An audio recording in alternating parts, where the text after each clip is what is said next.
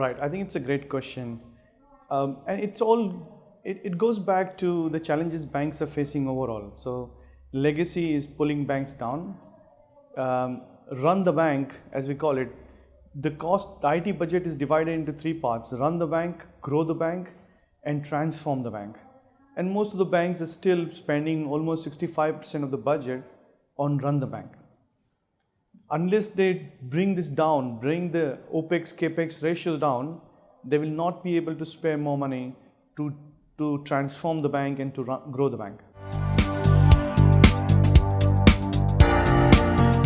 Right, so I think it goes back to the fact that the way banks are measuring value and return has to change.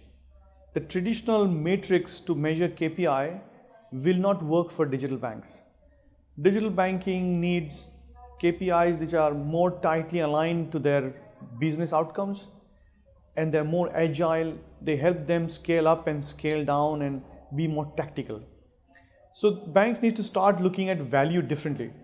For example, if you're looking technologies with a shorter horizon, for example, reducing compliance, the cost of compliance or regulatory compliance, then ROI is a good matrix which a lot of banks use.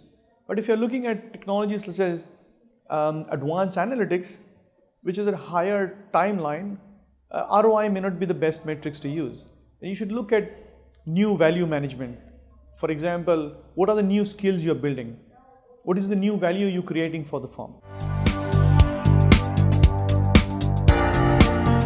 So our CIO survey 2018, which Gartner conducted, published quite recently, suggests that still banks do not have clarity on whether they are transforming or optimizing.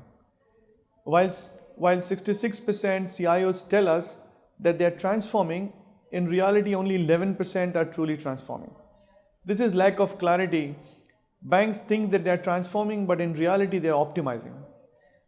So for example, creating a new process or creating new channels and moving traditional revenue from new channels is optimization. Building new channels and finding new value, new revenue streams from new channels is transformation.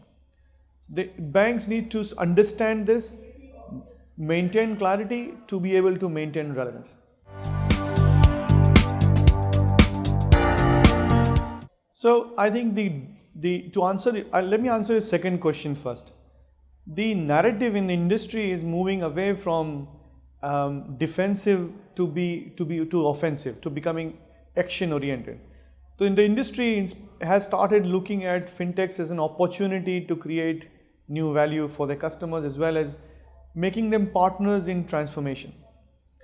A lot of banks haven't still figured out how to do it, and the banks who have figured out are already transforming quite quickly. So if you look at fintech ecosystem as well, there are two kinds of fintech which emerge. As you said, some fintechs who are creating specialized product and services, creating differentiated outcomes are succeeding.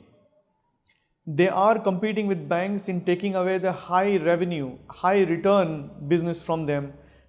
They're able to cherry pick high return business from banks and take away those services and products which traditionally managed by the banks. But on the other hand, there are lots of fintechs who, just to be able to sell their story to the corporates, are inclining towards more optimization play. So a lot of action you see on the blockchain side is all about trying to use a new technology to do whatever they're doing today, not creating a truly differential outcome.